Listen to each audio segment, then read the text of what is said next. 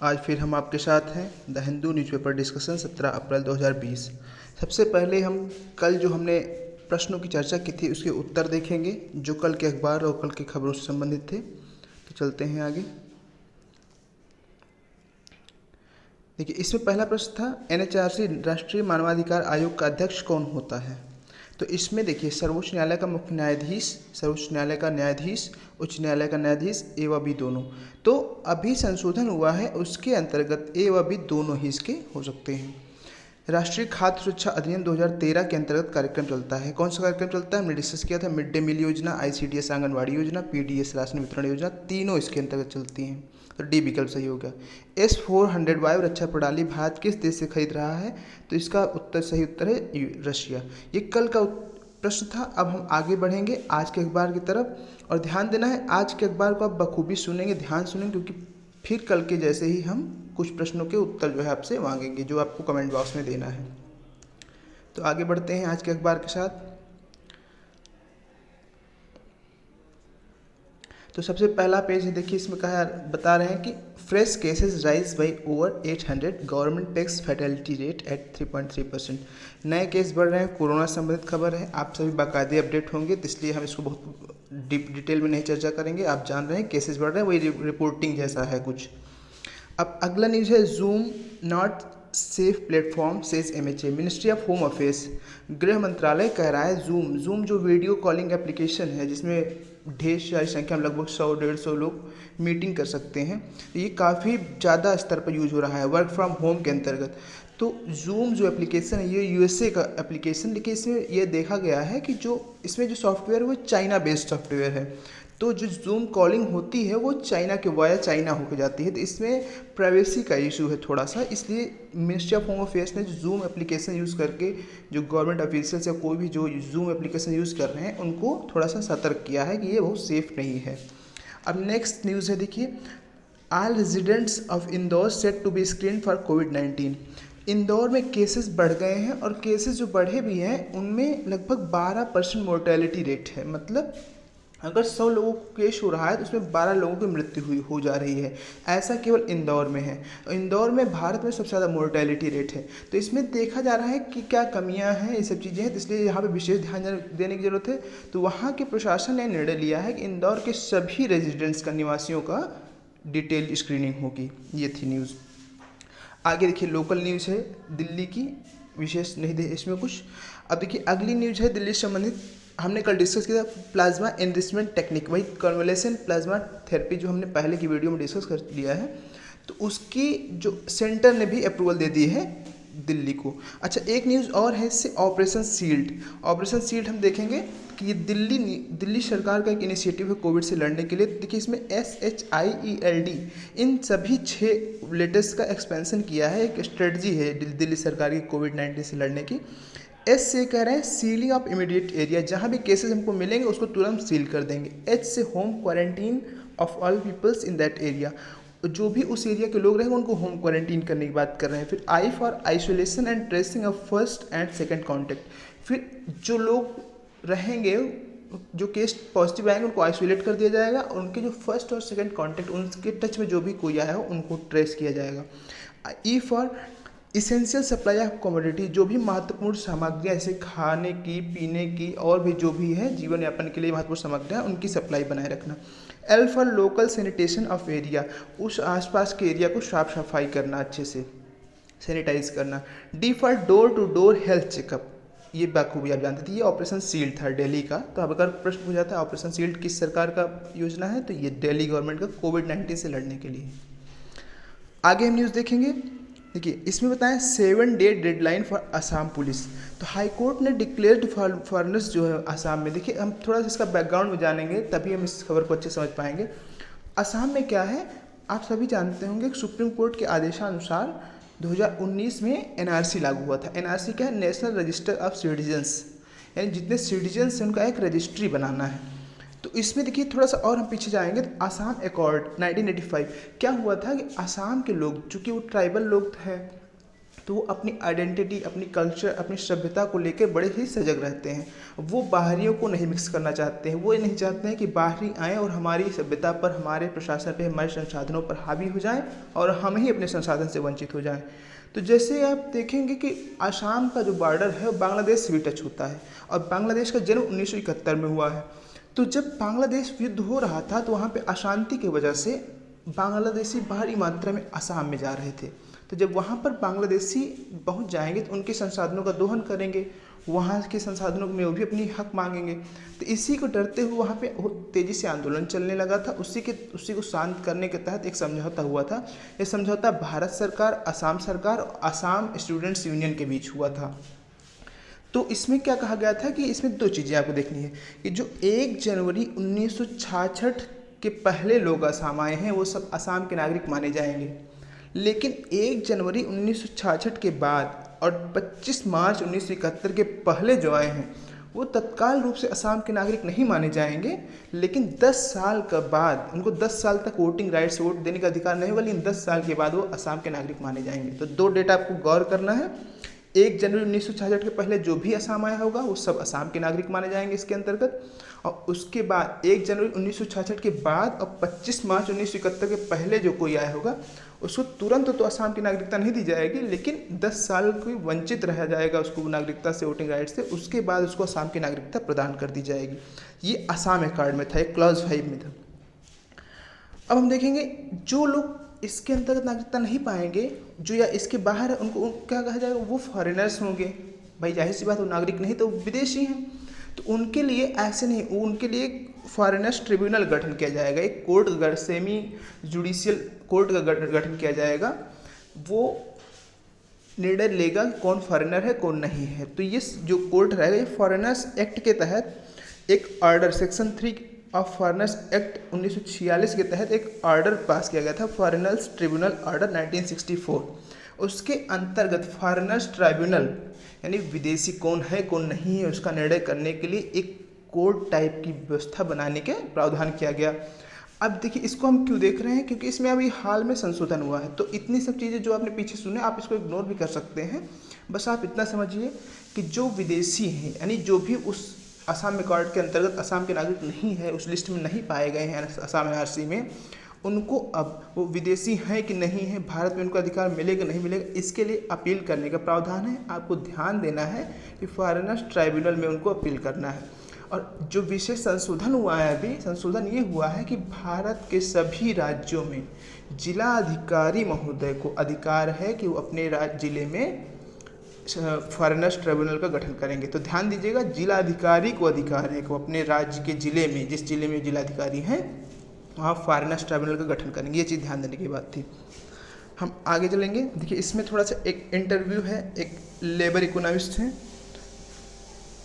तो ये बता रहे हैं जो अनऑर्गेनाइज सेक्टर के जो लेबर्स हैं उनके इस कोविड से समस्या जूझ जो रहे हैं। अनऑर्गेनाइज मतलब जिनको पेंशन बेनिफिट नहीं मिल रहा है, जो रजिस्टर्ड नहीं है, जिनको मतलब जो मुख्य धारा से अलग है। जैसे कह लीजिए आप उदाहरण तौर पर ले लीजिए कंस्ट्रक्शन लेबर, जो हमारे निर्माण कार्य में लेबर लगे हैं, डेली वेज वर्कर है, जिस दिन काम करते हैं उस दिन वेतन पाते, जिस दिन नहीं करते उस दिन नहीं पाते। यानी उनकी कोई सिक्योरिटी नहीं है, न पेंशन उनको मिलेगा, न उनको कोई बीमा होता है। तो जो ऐसे तो ये अनऑर्गेनाइज सेक्टर को कहा जाता है। तो उनको कैसे किया जाएगा, सब बातें कह रहे हैं। जैसे बता रहे हैं कि उनको तत्काल रूप में बिना राशन कार्ड के भी कुछ राशन देने का प्रावधान किया जाए। जैसे कोई दिल्ली में, मुंबई में कोई कहीं फंसा हुआ है तो उसके पास राशन कार्ड तो घर में है, तो तत्काल बिना राशन कार्ड के भी उसको राशन देने का प्रावधान किया जाए। और जैसे उनके साथ कनेक्शन स्टेब्लिश किया जाए, उनकी क्या समस्याएं हैं उसको। और जैसे कंस्ट्रक्शन सेस फंड जो है, मतलब एक फ़ंड स्टेब्लिश किया गया है, उससे जो फंड जो पैसा आया है उसका प्रयोग किया जाए इनकी सहायता करने के लिए। तो ये सब चीज़ें हैं। हम आगे चलेंगे, अगली न्यूज़ देखेंगे। देखिए इसमें है फतवा इशूड नो इफ्तार पार्टी तारावीह एट होम। अभी जो तारावीह क्या होता है, ये रमज़ान की स्पेशल नाइट होती है, रमज़ान के दिन की जो रात होती है उसको तारावीह बोलते हैं। तो फतवा इशू किया गया है मुस्लिम समुदाय द्वारा कि इस दिन कोई भी बैठक नहीं होगी, मतलब मिल के कांग्रेगेशन नहीं होंगे, मतलब एकजुट होकर इसको नहीं मनाएंगे। बोला गया कि भाई चूँकि कोरोना से लड़ना है तो हमें सोशल डिस्टेंसिंग मेंटेन करना है, तो इसलिए फतवा इशू किया गया है एक मुस्लिम समुदाय द्वारा। ये एडिटोरियल है। हाँ, आगे हम देखें अगली खबर, India eyes record food production. तो जैसे अभी देखिए कोरोना समस्या चल ही रही है, तो कल हमने डिस्कस किया था कि गवर्नमेंट कैसे लॉकडाउन के जो नए नियम लाई है उसमें कुछ कृषि संबंधी कार्यों को उसने छूट दी है। तो अब आगे जैसे कि हम जानेंगे धान की खेती, यानी कि खरीफ फसलों की अब तैयारी शुरू हो रही है। तो हमको देखना है ये कि खरीफ फसल कौन सी है कौन नहीं है, ये चीज़ जानना है। रबी फसल कौन सी है, तो हम देखेंगे खरीफ फसल क्या होती है। देखिए, तो खरीफ फसल आपकी जो होती है जुलाई में जो बोई जाती है, अक्टूबर में जो काटी जाती है। जैसे हम कुछ उदाहरण देखेंगे, ज्वार, बाजरा, धान, मक्का, शुगर केन यानी गन्ना। और रबी फसलें क्या होती हैं, जो नवंबर में बोई जाती हैं और अप्रैल में काटी जाती हैं, यानी कि ठंडी के सीजन की जो फसलें हैं। इसके उदाहरण हम देखेंगे, बार्ले यानी जौ, जौ हो गया, गेहूँ हो गया, आपका चना हो गया, सरसों हो गया, ये सब आपकी रबी फसलें हैं। तो आपको ध्यान देना है, रबी और खरीफ फसलों में थोड़ा सा अंतर आपको ध्यान देना है। अगला देखिए, home ministry warns against use of zoom. अभी हमने बात की थी जूम एप्लीकेशन जो होता है, जो मीटिंग ऑनलाइन मीटिंग एप्लीकेशन है, उसको गृह मंत्रालय ने उसके बारे में सचेत किया है। तो एक चीज़ हम जिसमें देखेंगे, computer emergency response team certain क्या है, ये आपका एक ministry of electronics and information technology के तहत एक ये नोडल एजेंसी है साइबर सिक्योरिटी, यानी जो भी आपका इंटरनेट संबंधी जो खतरे हैं उनसे सचेत करने के लिए एक बॉडी बनाई गई है हमारे यहाँ, हमारे देश में। सर्टिन इसको बोलते हैं, computer emergency response team of India. Okay, हाँ, आगे न्यूज़ देखेंगे हम, यूपी स्टार्ट्स पूल टेस्टिंग कोविड-19 सैंपल्स। अब हाँ, ये इंटरेस्टिंग फैक्ट है, पूल टेस्टिंग एक नया कॉन्सेप्ट आया है कोरोना के संबंध में। तो हम जानेंगे पूल टेस्टिंग क्या है। जैसे पूल टेस्टिंग का मतलब ये है, ये मान लीजिए, देखिए ये एक हॉट स्पॉट एरिया है, यहाँ पे अगर संभावना है कि जैसे बहुत ज़्यादा मात्रा में है, तो हमारे पास आप जानते हैं किट जो है लिमिटेड अमाउंट में है। अब सबको मान लीजिए 20,000 लोग हैं, 20,000 किट हम ऐसे आंख बंद करके सबको नहीं टेस्ट कर सकते ना, हमारी किट की भी बर्बादी होगी। तो इसमें अभी एक नया कॉन्सेप्ट ये आया है कि जैसे मान लीजिए 5 लोग ये हैं, तो इनका सबका सैंपल ले लिया जाए और सबके सैंपल को एक ही टेस्ट ट्यूब में कर दिया जाए। जब एक ही टेस्ट ट्यूब में कर दिया जाएगा तो क्या होगा, जो सब मिल गया इनका सबका सैंपल, इसको हम कोरोना जो टेस्टिंग करेंगे, अगर ये पॉजिटिव पाया जाता है, यानी कि इसमें से कोई न कोई एक व्यक्ति या एक से अधिक व्यक्ति कोरोना पॉजिटिव जरूर है। अगर ये नेगेटिव पाया गया तो इसका मतलब सब इससे कोरोना से मुक्त हैं। तो इसमें देखिए फ़ायदा क्या है, अगर ये नेगेटिव पाया जाता है तो यानी हम 5 लोगों का टेस्ट एक ही बार में कर ले रहे हैं। अगर पॉजिटिव आ रहा है तो फिर से हम टेस्टिंग करेंगे सबकी बारी बारी से एक एक करके। तो ये मतलब है, यानी कि हमारे पास लिमिटेड टेस्ट हैं, किट्स लिमिटेड हैं, तो उसका एक उपाय है, यानी ग्रुप टेस्टिंग करेंगे। तो जैसे 5 लोगों का एक साथ टेस्ट कर लिए, अगर नेगेटिव आता है इसका मतलब 5 लोग वो कोरोना से मुक्त हैं, कोरोना उनको नहीं हुआ है। लेकिन अगर पॉजिटिव आता है तो 5 लोग को फिर से पुनः टेस्ट करेंगे। तो टेस्ट किट कम है तो उसका एक अच्छा उपाय आया है, तो वाकई काबिल तारीफ उपाय है। शायद ये काफ़ी बेहतर रहेगा, टेस्टिंग रेट भी बढ़ाने में मदद करेगा, तो हम कंट्रोल अच्छे से कर पाएंगे। अगली न्यूज़ देखेंगे, देखिए, major batch of testing kits coming from China. Testing kit जैसे हमने अभी पिछली ही खबर में डिस्कस किया था कि लिमिटेड है, केसेस बढ़ते जा रहे हैं तो हमारी कमी पड़ रही, तो हम चाइना से इंपोर्ट कर रहे हैं। तो 5.5 lakh 5.5 lakh rapid antibody testing kits China से आ गई हैं, और हमने अभी ऑर्डर दिए हैं लगभग 150 लाख PPE का, पर्सनल प्रोटेक्टिव इक्विपमेंट्स का, 15 लाख रैपिड टेस्टिंग किट्स का ना, तो वो भी आ जाएंगी। तो एंटीबॉडी टेस्टिंग किट क्या होती है ये हम थोड़ा सा गौर करेंगे। एंटीबॉडी टेस्टिंग किट क्या है कि मतलब जैसे अगर आपको कोई बीमारी होती है तो आपके अंदर का जो सेल्फ इम्यून सिस्टम है, आपके अंदर का स्व प्रतिरोधी व्यवस्था जो है वो एंटीबॉडीज़ क्रिएट करती है उस बीमारी से लड़ने के लिए। तो अगर जैसे आपके ब्लड को टेस्ट किया जाएगा और अगर उसमें हाल ही में कोई एंटीबॉडी पाई जाएगी, तो इसका मतलब आप जस्ट कुछ दिन पहले या अभी आप किसी बीमारी से ग्रसित हैं, कोई समस्या है आपकी बॉडी में, तभी तो आपकी बॉडी में एंटीबॉडी है। तो यानी अगर आप एंटीबॉडी पॉजिटिव पाई गई तो इसका मतलब आपको कोई इशू है, तो उसको आपको कोरोना से भी टेस्टिंग होगी ना, तो ये भी आपका, क्योंकि एंटीबॉडी टेस्ट जल्दी आ जाता है, रिजल्ट जल्दी आ जाता है और हमारे पास इजी अवेलेबिलिटी होती है, तो ये एंटीबॉडी टेस्टिंग ये समझ लीजिए प्रीकर्सर है एक तरह से। अब हम आगे देखेंगे, प्रधानमंत्री गरीब कल्याण योजना, ये क्या है, प्रधानमंत्री गरीब कल्याण योजना जो है, अभी जो 1.7 लाख करोड़ का पैकेज गवर्नमेंट ऑफ इंडिया ने इशू किया है, जारी किया है, किस लिए, उद्देश्य क्या है इसका, जो भी कोविड से लड़ने में मध्यम वर्ग के और जो निचले तबके के समाज के लोग हैं, वो जो भी परेशान हैं, तो उनमें देखिए उनकी आर्थिक सहायता के रूप में ये है। इसमें जैसे क्या क्या चीज़ें हैं, जैसे राशन, मुफ्त राशन, पीडीएस से राशन की बात की गई है, और कुछ एक्स्ट्रा मुफ्त राशन की भी बात की गई है। जनधन अकाउंट्स जो भी हैं उनमें जैसे जो विधवा हो गई या गरीब वृद्ध या ऐसे कुछ लोगों को चिन्हित करके उनके जनधन अकाउंट में 500 रुपये प्रतिमाह उनको दिया जाएगा। 3 उज्ज्वला सिलेंडर सबको दिए जाएंगे। तो ऐसे ऐसे कुछ योजनाएं हैं। 1.7 लाख करोड़ पैकेज का है। तो ये प्रधानमंत्री गरीब कल्याण योजना, इसको ध्यान देना है आपको। अगली खबर है, देखिए, Mumbai team develops voice based test. तो मुंबई की एक टीम है, उसने देखिए क्या क्या कोरोना से टेस्टिंग के लिए वॉइस बेस्ड टेस्ट, यानी आप बोलेंगे आपकी आवाज़ से वो टेस्ट करेंगे कोरोना आपको है कि नहीं है। तो ये कैसे होता है, देखिए क्या है कि जो कोरोना है ये हमारे थ्रोट में है। थ्रोट यानी कि जैसे हमारे मतलब मुख का रास्ता है, उसमें जैसे एंटर करेंगे तो वहीं पे थ्रोट होता है। थ्रोट पे ही कोरोना के ये वायरसेस पाए जाते हैं। तो जैसे हमको जुकाम हुआ है मान लीजिए, तो आपकी आवाज़ में थोड़ा परिवर्तन आ जाता है। तो उसी तरह जो कोरोना होता है उनमें भी आवाज़ में परिवर्तन आए, क्योंकि कफ है और सब चीज़ें हैं।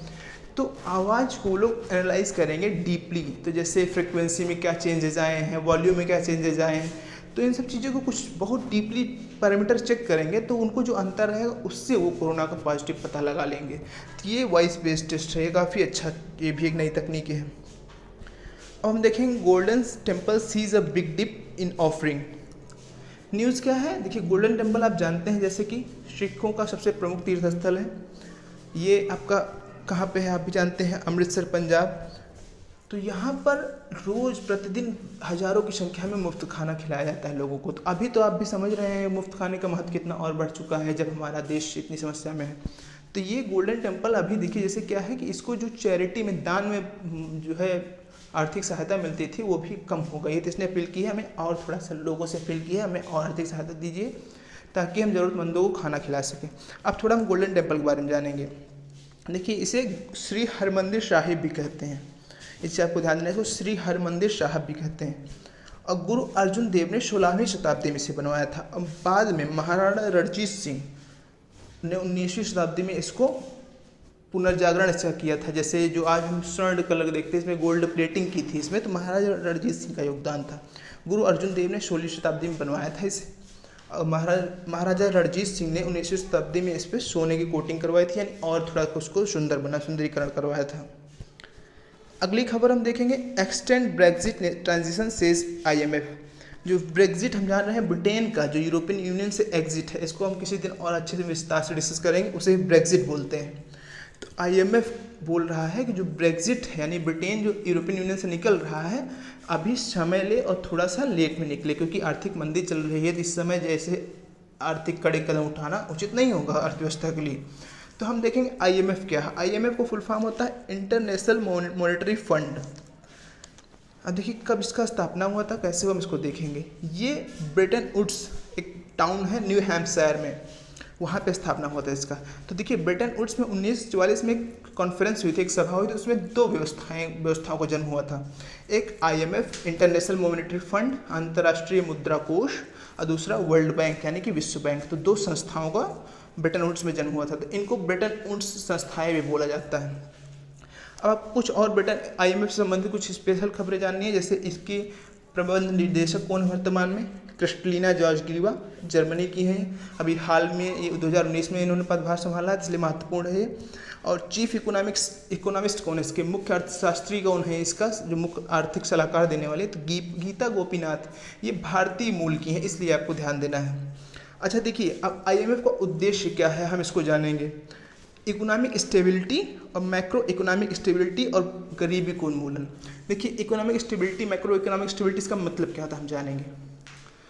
जैसे आप देखिए कि मैक्रो मीन्स बड़े स्तर पर यानी कि इनका कहने का अर्थ ये है जैसे एक देश दूसरे देश से व्यापार करता है। मान लिए हम कि पाकिस्तान चाइना से व्यापार कर रहा है, और पाकिस्तान आप भली बात जानते हैं उसकी स्थिति क्या है और गरीबी कितनी है, उसका अपने आयात निर्यात के लिए उसके पास पैसा नहीं है। मान लीजिए पाकिस्तान चाइना से कुछ चीज़ें आयात कर रहा है, लेकिन वो पैसा नहीं दे सकता है वापस में, उसने लोन ले लिया कुछ दिया, वो वापस उसको रीपे नहीं कर पा रहा है, तो चाइना के पास पैसे की कमी हो जाएगी, उसका सामान बिक गया लेकिन पैसा नहीं मिला, फिर चाइना किसी के साथ ऐसे करेगा, तो ये एक चेन बन के पूरा ग्लोब को डिस्टर्ब, ग्लोबल इकोनॉमी वैश्विक अर्थव्यवस्था को डिस्टर्ब कर सकती है। तो इसीलिए IMF का कार्य ये है कि मैक्रो इकोनॉमिक स्टेबिलिटी, यानी कि जो ज़रूरतमंद ऐसे देश हो जो अपने निर्यात का आयात का खर्च वहन नहीं कर पा रहे हैं, उनको आर्थिक सहायता देकर अपने जो भी आयात के हैं उनको दाम अदा कर सके, ताकि चेन चलती रहे और वैश्विक अर्थव्यवस्था सामान्य रहे। ये इसका मुख्य कार्य है। ये हो गया IMF। अगली खबर हम देखेंगे, चाइना में हैव कंडक्टेड न्यूक्लियर टेस्ट।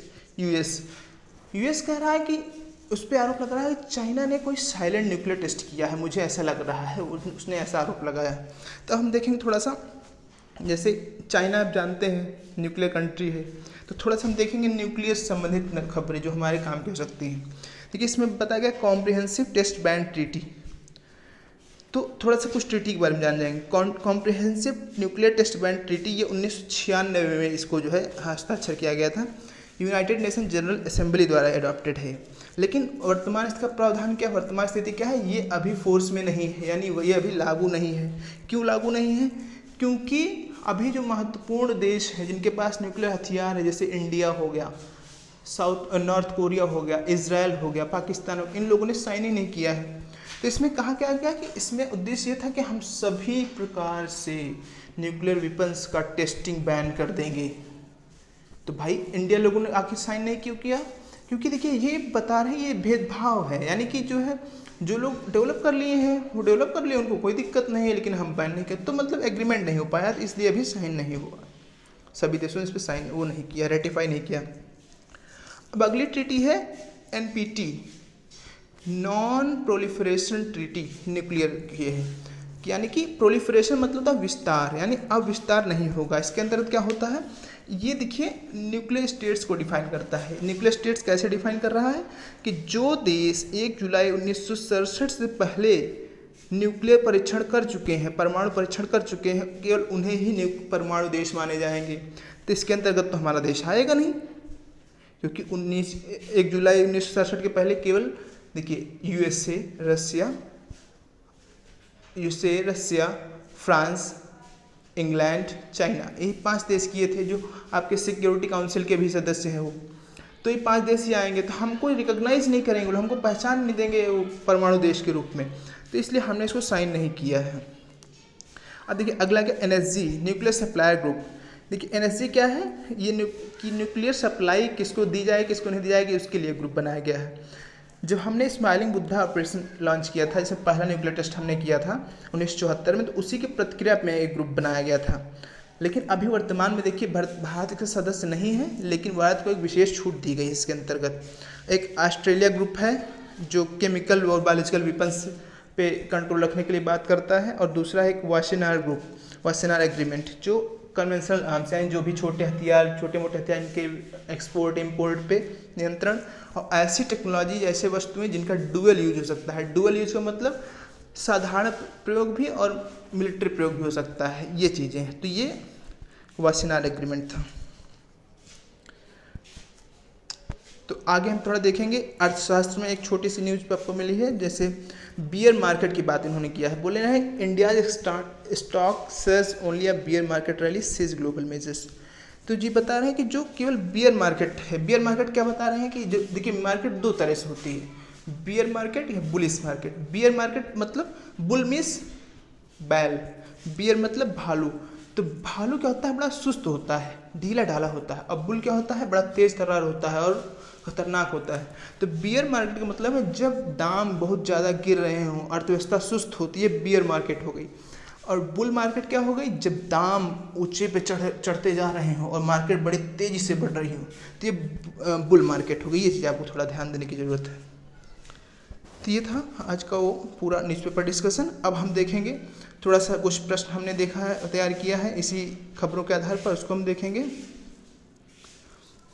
तो पहला प्रश्न है, निम्न में से कौन सी खरीफ फसल नहीं है, which of the following is not a kharif crop. पहला व्हीट यानी गेहूँ, मेज़ यानी मक्का, मस्टर्ड यानी सरसों, और चौथा ऑप्शन है D all of the above, उपर्युक्त सभी। तो आपको बताना है कौन सा इनमें से खरीफ फसल नहीं है, और इसका कमेंट बॉक्स में आप जवाब देंगे, हम इंतजार करेंगे और कल हम इसके उत्तरों को डिस्कस करेंगे। अगला प्रश्न है, प्रधानमंत्री गरीब कल्याण योजना किससे संबंधित है? उत्तर, पहला, गरीब मजदूरों को आवास वितरण से संबंधित, गरीब बच्चों के लिए मुफ्त शिक्षा व छात्रवृत्ति का प्रयोजन, कोरोना महामारी से लड़ने के लिए आर्थिक सहायता पैकेज, डी, उपर्युक्त सभी। तीसरा प्रश्न, निम्न में से कौन से ब्रेटन वुड्स कॉन्फ्रेंस से जन्मे संस्थान है, यानी कौन से संस्थान है जिनका जन्म ब्रेटन वुड्स कॉन्फ्रेंस से हुआ है? पहला, विश्व बैंक यानी वर्ल्ड बैंक, दूसरा IMF यानी अंतर्राष्ट्रीय मुद्रा कोष, सी, ए व बी दोनों, डी, उपर्युक्त में से कोई नहीं। चौथा प्रश्न है, स्वर्ण मंदिर के निर्माण में किसका योगदान है? देखिए इसमें 3 व्यक्ति के नाम दिए गए हैं, इन्हें बताना है किसका योगदान है। गुरु अर्जुन देव, महाराजा रणजीत सिंह, गुरु गोविंद सिंह। अब विकल्प आपके कुछ इस प्रकार हैं, केवल 1, 1, 2 व 3, केवल 2, 1 व 2।